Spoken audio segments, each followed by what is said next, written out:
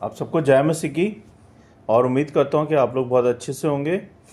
मैं पास्टर अमित चौहान। आज हम पढ़ेंगे निर्गमन 17 अध्याय, और 17 अध्याय आत्मिक शिक्षा के ऊपर है ना। और मैं दो चीज़ें और बताना चाहता हूँ आपको कि मैंने अपने पेज का और अपने चैनल का नाम चेंज कर दिया है, जिससे कि आप लोगों के मन में कोई कन्फ्यूज़न ना रहे। जो कि बाइबल प्रेयर फॉर एवरीवन था, वो हो गया है बाइबल प्रेयर फॉर ऑल। और दूसरा जो था new steps with Jesus Christ church, उसका नाम हो गया है फेथ ऑनलाइन चर्च। ठीक है, सेम है, एवरीथिंग इज सेम, सब कुछ सेम है, बट नाम चेंज हो गया, तो कंफ्यूज मत होइएगा। पहला नेम जो था Bible prayer for everyone church, Bible prayer for everyone church, उसकी जगह हो गया है बाइबल प्रेयर फॉर ऑल। और दूसरा है new steps with Jesus Christ church, जिसकी जगह अब नाम हो गया है फेथ ऑनलाइन चर्च। ठीक है, और उनके लोगो भी चेंज हो गए हैं। तो आप लोग ये मत सोचिएगा कि वो चैनल बंद हो गए हैं, बंद नहीं हुए, बस उनके नाम और उनके लोगो चेंज हो गए हैं। ठीक है, आइए हम लोग आगे बढ़ेंगे। इससे पहले कि हम लोग वचन में जाएं, आइए हम सब मिलकर प्रार्थना करते हैं। सर्वशक्तिमान हमारे अनुग्रहकारी पिता, राजाओं के राजा, प्रभु यीशु, हम धन्यवाद देते हैं इस समय के लिए, और आपकी स्तुति, आपकी महिमा, आपकी प्रशंसा करते हैं, क्योंकि आप महान हैं। आप ही सत्य, आप ही मार्ग और आप ही जीवन है। धन्यवाद पिता परमेश्वर कि आपने अब तक हमें संभाला है और हर बात से हमारा ख्याल रखा है। बहुत बहुत धन्यवाद प्रभु जी। धन्यवाद परमेश्वर कि आपने मूसी के एडमिट कार्ड के लिए, नर्सिंग के कोर्स के लिए आपने एडमिट कार्ड दिलाया, रजिस्ट्रेशन करवाया, इसके लिए धन्यवाद प्रभु जी। आगे की बातों को भी संभालें प्रभु, जो भी फाइनेंशियल कमी घटी है उसको पूरा करें, और इसके एंट्रेंस एग्ज़ाम में इसकी सहायता करें। और प्रभु जी सहायता करें कि ये अपने नर्सिंग के कोर्स को वहाँ पे कर पाए। परमेश्वर सारी सहायता मदद भेजें प्रभु, और करें प्रभु जी, और सारी चीज़ों को संभालें मेरे प्रभु।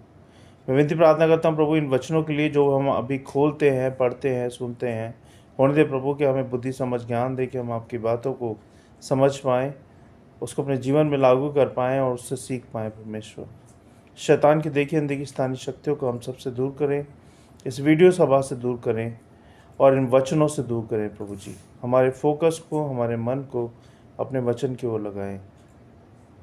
इन बातों को आपके चरणों में रखते हैं, सुने ग्रहण करें प्रभु यीशु मसीह के नाम से, आमीन। तो सबको जय मसीह की। आइए हम पढ़ेंगे निर्गमन 17 अध्याय, जो कि आत्मिक शिक्षा के ऊपर आधारित है ना। तो पहला पद कहता है, हम पद पढ़ेंगे और साथ में उसका आंसर भी बताते जाएंगे आपको। तो पहला पद ऐसे है, इजरायली लोग परमेश्वर की आज्ञा के अनुसार यात्रा करते हुए रपीदीम पहुँचे, है ना। एक कोई जगह थी रपीदीम, वहाँ पे पहुँचे। अब इससे हमें शिक्षा क्या मिलती है? इसकी शिक्षा हमें ये मिलती है कि परमेश्वर हमें वहाँ ले जाता है जहाँ हमारी अगली परीक्षा या आशीष होती है। कई बार हम सोचते हैं ना, हम कहाँ आ गए, हम लोग कैसे आ गए यार, हमें तो यहाँ आना नहीं था।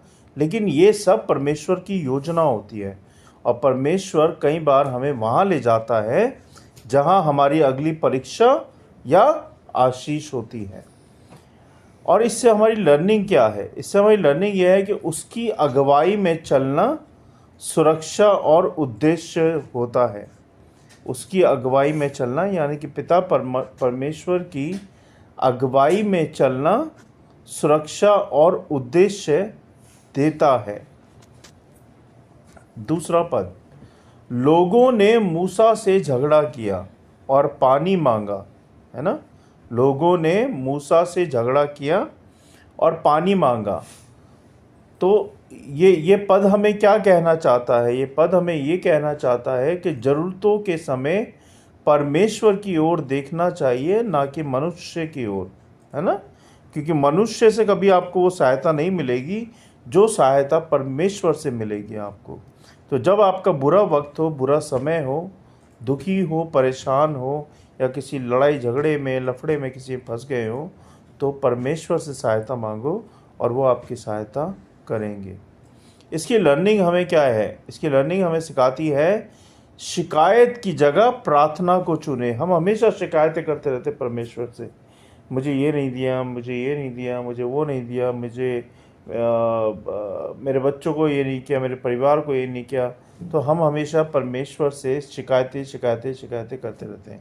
लेकिन हमें उनको धन्यवाद भी देना चाहिए कि जो उन्होंने अभी तक हमें दिया है उसके लिए भी धन्यवाद करो, है ना। धन्यवाद करो और प्रार्थना करो। प्रार्थना को चुनो अपने जीवन में, ना कि शिकायतों को। जब आप प्रार्थना को चुनोगे शिकायतों के बदले, तो आपका जीवन अच्छा हो जाएगा, आपका जीवन बेहतर हो जाएगा पहले से। इसलिए शिकायतें कम, प्रार्थना ज़्यादा। ठीक है। तीसरा पद कहता है, उन्होंने कहा, तू हमें मरने के लिए क्यों लाया है? तू हमें मरने के लिए क्यों लाया है? जब इस्राएलियों को यहोवा के कहने से मूसा लेके आता है जंगल में, तो उस वक़्त इस्राएलियों के पीछे वो पड़े होते हैं मारने के लिए उनको, है ना। तो तब इस्राएली मूसा से कहते हैं कि तू हमें यहाँ क्यों लेके आया है मरने के लिए? इससे अच्छे तो हम वहीं थे, हम उनकी सेवा करते, कम से कम जीते तो रहते। लेकिन उन्हें ये नहीं पता था कि ये यहोवा की योजना है। यहोवा ने उनको जंगल में बुलाया है, यहोवा ने उनके लिए योजना बनाई है। वो ये नहीं जानते थे, उन्होंने यहोवा पर विश्वास नहीं किया उस वक़्त। तो शिक्षा ये है, शिक्षा ये है इससे कि कष्ट में विश्वास की परीक्षा होती है। जब हम दुखी होते हैं, परेशान होते हैं, भूखे होते हैं, कपड़े नहीं होते हमारे पास, खाने को नहीं होता, पैसा नहीं होता जेब में, और नौकरी नहीं होती, परिवार नहीं होता, रिश्तेदार नहीं होते, दोस्त नहीं होते, तब हमारी परीक्षा शुरू होती है। और हमारी परीक्षा में हमें कष्ट में, दुख में परमेश्वर पर विश्वास रखना चाहिए। और जब हम परमेश्वर पर विश्वास रखते हैं, कष्टों में भी, दुखों में भी, तो परमेश्वर हमारा साथ जरूर देते हैं। इसकी लर्निंग क्या है? इसकी लर्निंग ये है कि परमेश्वर कभी भी हमें नाश करने के लिए नहीं लाते, है ना। परमेश्वर कभी भी हमें नाश करने के लिए नहीं छोड़ते, ना ही लेके आते। वह सिखाने और बचाने आते हैं। कौन आता है आपको सिखाने और बचाने? पिता परमेश्वर, प्रभु यीशु मसीह जी। हमेशा वो आपको कुछ सिखाना चाहते हैं, आपको बचाना चाहते हैं झगड़ों से, कलेशों से, दुखों से, पापों से, बुराइयों से, है ना। उन्हें अच्छा नहीं लगता कि जब आप भूखे हो, या उन्हें अच्छा नहीं लगता कि जब आप दुखी हो, लाचार हो, परेशान हो, कष्टों में हो। उन्हें बिल्कुल अच्छा नहीं लगता। कौन पिता चाहता है कि हमारा बच्चा दुखी रहे या परेशान रहे? हर पिता या हर माता यही चाहती है कि हमारा बच्चा सुखी रहे, खुशी रहे, आबाद रहे। ऐसे ही पिता परमेश्वर जो हमारे प्रभु हैं, वो चाहते हैं कि हम सब जो विश्वासी हैं, हम सब जो उनको मानते हैं, हम कभी दुखों में ना पड़ें। लेकिन दुख और कष्ट हमारी वजह से आते हैं, ना कि परमेश्वर की वजह से।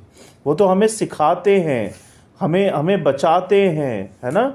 जब हम पाप में, बुराई में पड़ जाते हैं, हम जब बुरी बातों में फंस जाते हैं, जब हम बुरे कामों को करने लगते हैं, तब हमारे जीवन में कष्ट, बुराई, कष्ट, दुख, कलेश, लड़ाई झगड़े जीवन में आ जाते हैं। और परमेश्वर उस वक़्त उन कष्टों को देके आपके जीवन में सिखाना चाहते हैं कि आपको परमेश्वर पर भरोसा रखना है, हर पल, हर सेकंड, ना कि मनुष्यों पर, है ना। और बुराइयों से, पापों से, बुरी बातों से आपको दूर रहना है, जिससे कि आप उनकी आज्ञाकारिता में, उनके अनुग्रह में सदा बने रहो। चौथा पद कहता है, निर्गमन 17 अध्याय का, मूसा ने यहोवा से प्रार्थना की, है ना। मूसा ने यहोवा से प्रार्थना की, और इसकी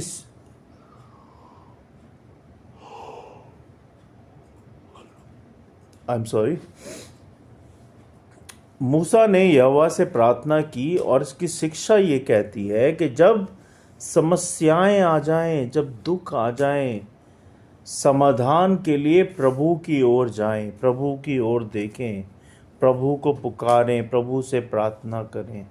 बड़ा स्पष्ट लिखा है यहाँ पे।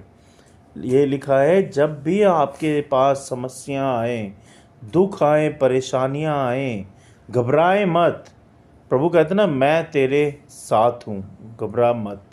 इसलिए घबराए मत, चाहे आप घर में हैं, घर के बाहर हैं, ऑफिस में हैं, या सड़क पे हैं, या कहीं और हैं, कहीं भी लगता है आपको कि आपकी ओर समस्या आ रही है, दुख परेशानी में फंस गए हो, किसी लड़ाई झगड़े में फंस गए हो, प्रभु को याद करो, प्रार्थना करो, उनकी ओर आंख लगाओ, उनकी ओर अपनी समस्या बताओ। प्रभु आपका समाधान निकालेंगे और आपकी हेल्प जरूर करेंगे। अब इसकी लर्निंग क्या है? लर्निंग ये है कि हमेशा अच्छी शुरुआत प्रार्थना से होती है। जब जब आप प्रार्थना करोगे आपको अच्छा फील होगा। जब हम अपने पेरेंट्स से बात करते थे कोई समस्या को लेके, तो वो हमें समझाते थे, और जब वो समझाते थे तो हमें शांति मिलती थी कि हमारे पेरेंट्स हमारे साथ हैं, उन्होंने हमें समझाया, अब हमारा कुछ नहीं होगा, सब ठीक हो जाएगा। तो ऐसे ही जब आप पिता परमेश्वर के पास अपनी विनतियाँ, अपनी प्रार्थनाओं को लेके, अब समस्याओं को लेके, प्रॉब्लम्स को लेके उनके पास जाते हो, प्रार्थना करते हो, उनको अच्छा लगता है सुनना, उसको सॉल्व करना, आपको शांति देना, क्योंकि वो हम सबसे बहुत प्रेम करते हैं, है ना। तो हमेशा ध्यान रखो कि अच्छी बात की शुरुआत और बंद रास्ते खोलने की शुरुआत प्रार्थना से होती है। जब तक आप प्रार्थना सच्चे दिल से नहीं करोगे, लगन से नहीं करोगे, पिता परमेश्वर से नहीं मांगोगे, आपका कुछ नहीं होने वाला।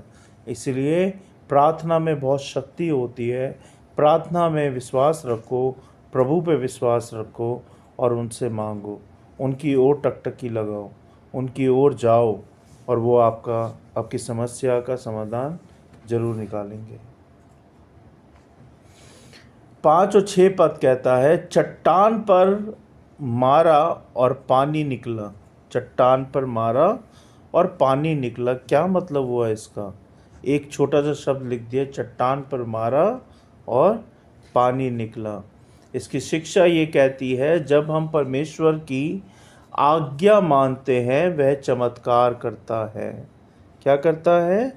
चमत्कार करता है। जब जब आप परमेश्वर की आज्ञाओं को मानोगे, उनके अनुग्रह में चलोगे, उनके वचनों में चलोगे, तब तब परमेश्वर आपके जीवन में चमत्कार पे चमत्कार करेंगे, है ना।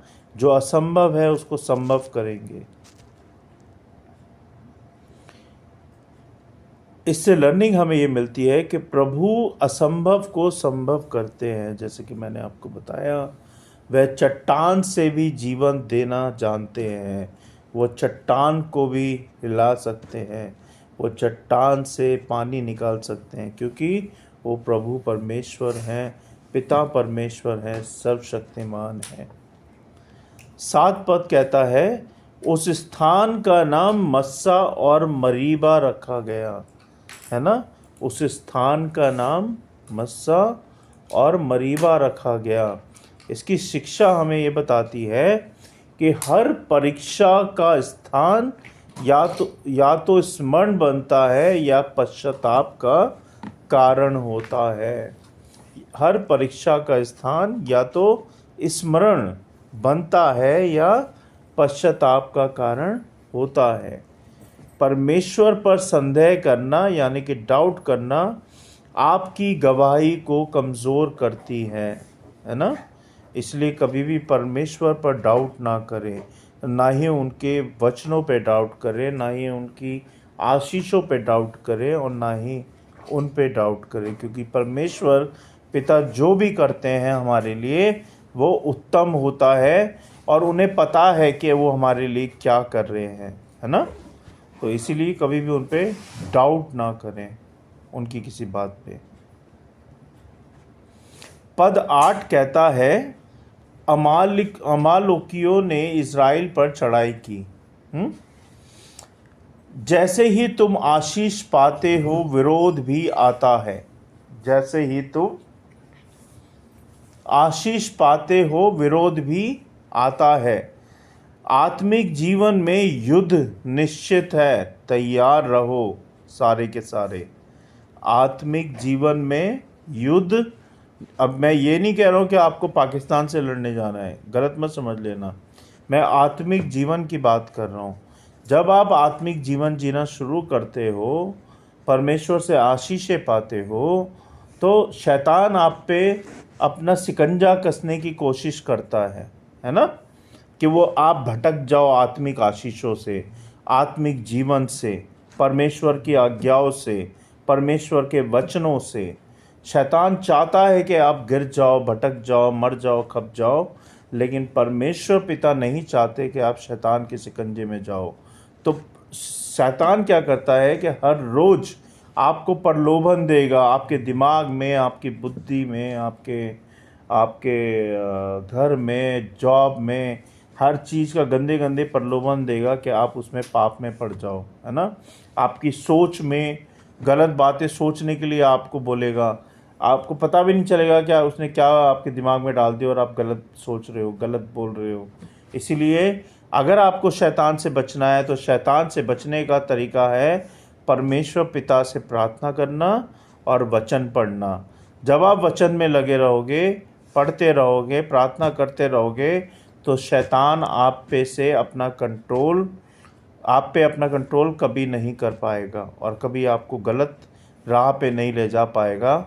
लेकिन जब आप वचन से दूर हो जाओगे, जब आप प्रार्थना से दूर हो जाओगे, जब आप परमेश्वर पिता से दूर हो जाओगे, तो शैतान अपना कब्ज़ा आपके दिमाग पे, आपके शरीर पे, आपकी जीभ पे, सब पे कर लेगा और फिर आपसे वही कराएगा जो वो आपसे करवाना चाहता है। ठीक है, तो हमेशा ध्यान रखो, अगर शैतान से बचना है तो प्रार्थना, बाइबल, परमेश्वर पर लौलीन रहो। ठीक है, तभी आप आत्मिक जीवन में युद्ध लड़ पाओगे शैतान से, नहीं तो नहीं लड़ पाओगे। 9 पद कहता है, मूसा ने यहोशू से युद्ध के लिए पुरुषों को चुनने को कहा। शिक्षा ये कहती है कि विश्वास की लड़ाइयों के लिए नेतृत्व और तैयारी दोनों ज़रूरी है। जब हम अब ये मत सोचना विश्वास की लड़ाई के लिए हमें बंदूक चाहिए, हमें भाला चाहिए, हमें बड़े बड़े नहीं, विश्वास की लड़ाई हमारी है शैतान से। जब हम प्रभु परमेश्वर पर विश्वास करते हैं तो शैतान चाहता है कि हम उस विश्वास से भटक जाएं, हम उस विश्वास से गिर जाएं, हम परमेश्वर से दूर हो जाएं, हम वो करें जो शैतान चाहता है। लेकिन परमेश्वर पिता कहते हैं जो मैं चाहता हूँ वो करो, है ना। अगर तुम मेरे वचनों में बंधे रहोगे, मुझ में बंधे रहोगे, अगर तुम प्रार्थना करोगे, तो तुम शैतान से कभी क्या कहते हैं, शैतान आप पे कब्ज़ा कंट्रोल नहीं कर पाएगा और आप विश्वास की लड़ाई लड़ पाओगे, है ना। अकेले नहीं लड़ सकते, प्रार्थना और वचन के द्वारा ही लड़ सकते हो। विश्वास की लड़ाइयों के लिए नेतृत्व और तैयारी दोनों की ज़रूरत है। वो तैयारी कैसे होती है? वचन से, प्रार्थना से, परमेश्वर के अनुग्रह से, परमेश्वर में लौलीन रहने से, तभी आप तैयारी कर पाओगे और विश्वास की लड़ाई लड़ पाओगे। अब हमें इससे लर्निंग क्या मिलती है? हमें लर्निंग ये मिलती है कि प्रभु के सेवक पहल करते हैं और दूसरों को तैयार करते हैं, है ना। प्रभु के सेवक पहल करते हैं और दूसरों को तैयार करते हैं कि वो विश्वास की लड़ाई लड़ सके। 10वां और 11वां पद लिखा है, जब मूसा अपने हाथ उठाए रहता इज़राइल जीतता है। जब मूसा अपने हाथ उठाए रहता इज़राइल जीतता। तो इसकी शिक्षा ये कहती है, प्रार्थना में स्थिरता जीत का कारण बनती है। प्रार्थना में स्थिरता जीत का कारण बनती है। प्रार्थना में बहुत शक्ति होती है। आप कुछ मत करो, प्रार्थना करो, वचन पढ़ो और देखो आप परिवर्तन कैसा आता है आपके जीवन के अंदर, आपके परिवार के अंदर, आपके कामकाज के अंदर। जो आपको चीज़ें असंभव लग रही हैं वो संभव लगने लगेंगी, है ना। क्योंकि परमेश्वर पिता हर एक के जीवन में चमत्कार जरूर करते हैं जब आप उन पे भरोसा करते हो, उनसे प्रार्थना करते हो, उनसे मांगते हो, है ना। इसकी लर्निंग ये है, आत्मिक समर्थन युद्ध से भी अधिक शक्तिशाली होता है। आत्मिक समर्थन युद्ध से भी अधिक शक्तिशाली होता है। पद 12 में लिखा है, हारून और हूर ने मूसा के हाथों को सहारा दिया। हारून और हूर ने मूसा के हाथों को सहारा दिया। शिक्षा ये कहती है कि एकता और सहयोग परमेश्वर के कार्य में ज़रूरी है। एकता और सहयोग परमेश्वर के कार्य में ज़रूरी है। और इसकी लर्निंग ये कहती है, जब हम दूसरों को थामते हैं परमेश्वर विजय जरूर देते हैं। जब आप दूसरों की सहायता करते हो तो परमेश्वर पिता आपसे खुश होते हैं, है ना। और परमेश्वर पिता आपको उसमें उस प्रॉब्लम से निकालते हैं, उस परेशानी से निकालते हैं जिसकी आप सहायता कर रहे हो।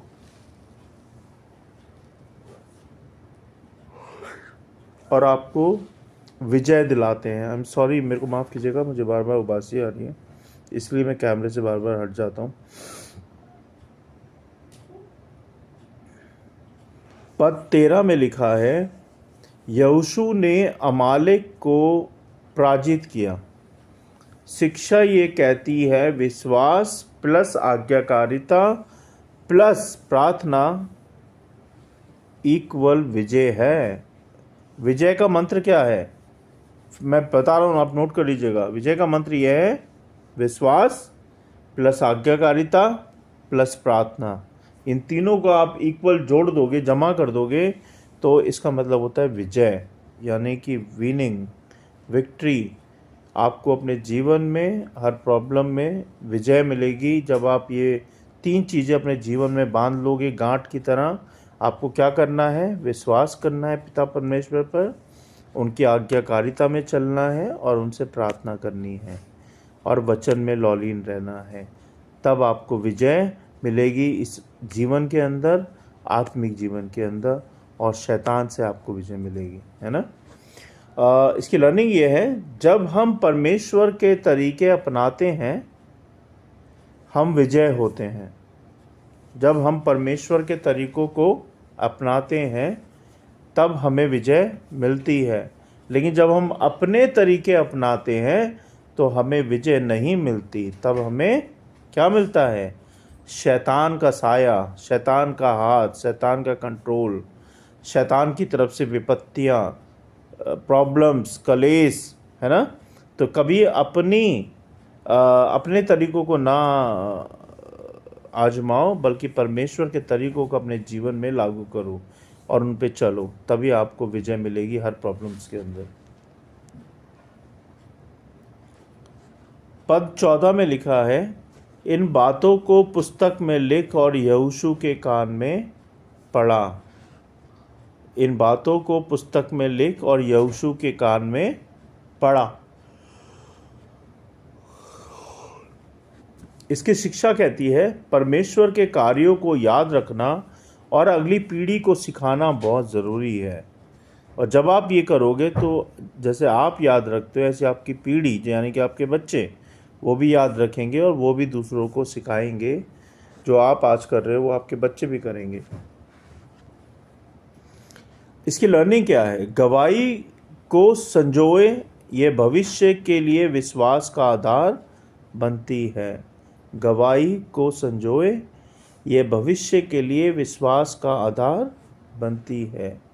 पद 15 में लिखा है, मूसा ने एक वेदी बनाई और उसका नाम रखा यहोवा नीसी, यानी कि यहोवा मेरी ध्वज है।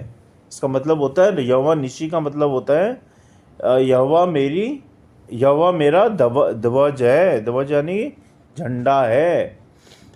शिक्षा क्या कहती है इसकी शिक्षा ये कहती है कि जब परमेश्वर आपको विजय देते हैं, हमें उसकी महिमा करनी चाहिए, उसका धन्यवाद करना चाहिए, है ना।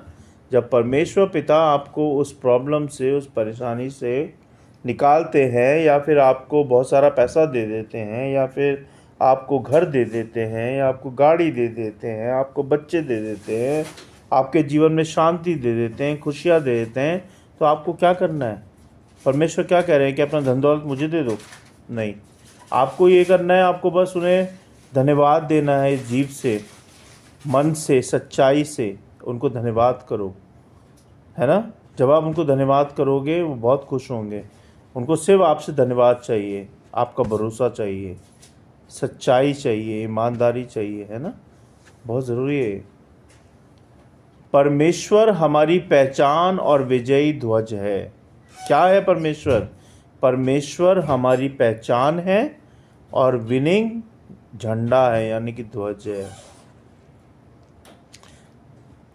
पद 16 कहता है, यहोवा अमालेक के विरुद्ध पीढ़ी पर पीढ़ी युद्ध करेगा। इसका क्या मतलब हुआ? इसका मतलब ये हुआ कि परमेश्वर बुराइयों से अंत तक लड़ता है और विजय रहता है ना।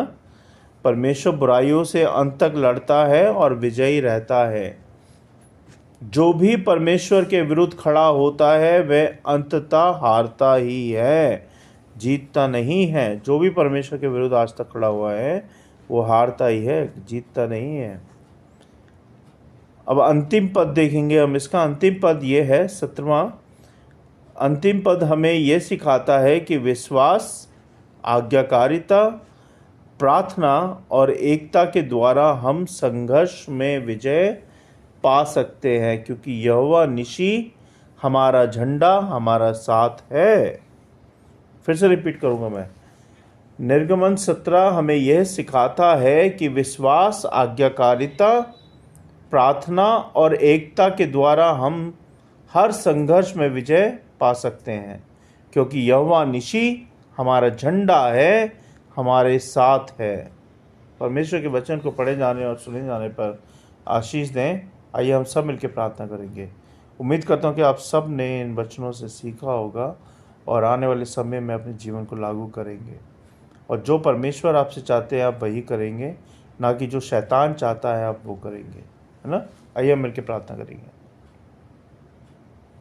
हे पिता परमेश्वर, राजाओं के राजा, हम धन्यवाद देते हैं इन वचनों को हमें सिखाने के लिए, समझाने के लिए कि आपके वचन तलवार की धार की तरह हैं, खरे हैं, बिल्कुल पहने हैं, जो कि चिकनी चुपड़ी बातें नहीं करते, बिल्कुल सटीक होते हैं और हमें सिखाते हैं कि हमें क्या करना है और क्या नहीं करना है। प्रभु, हम धन्यवाद देते हैं इस समय के लिए और इन वचनों के लिए कि आपने हमें सिखाया कि हमें कैसे रहना है और कैसे नहीं रहना है। होने दे प्रभु कि हम वही करें जो आप चाहते हैं, ना कि शैतान चाहता है। होने दे प्रभु कि हम वही बोलें जो कि आप चाहते हैं, ना कि शैतान। होने दे प्रभु कि हम वही करें जो कि आप चाहते हैं, ना कि शैतान। हम सब की सहायता मदद करें प्रभु कि हम आपके वचनों में, आपकी महिमा में, आपके अनुग्रह में दिन प्रतिदिन बढ़ते जाएं प्रभु, जिससे कि हम आपकी आज्ञाकारिता में, आपके वचनों पर चल पाएं प्रभु। हम सब की सहायता करें, हम सब की मदद करें कि हम आपके कहे अनुसार जिएं और दूसरों को सिखा पाएँ प्रभु जी। इन वचनों की रखवाली करें। जो लोग मुझे देख रहे हैं, सुन रहे हैं, उनकी रखवाली करें, उनकी रक्षा करें प्रभु। सबको ब्लेसिंग्स दें।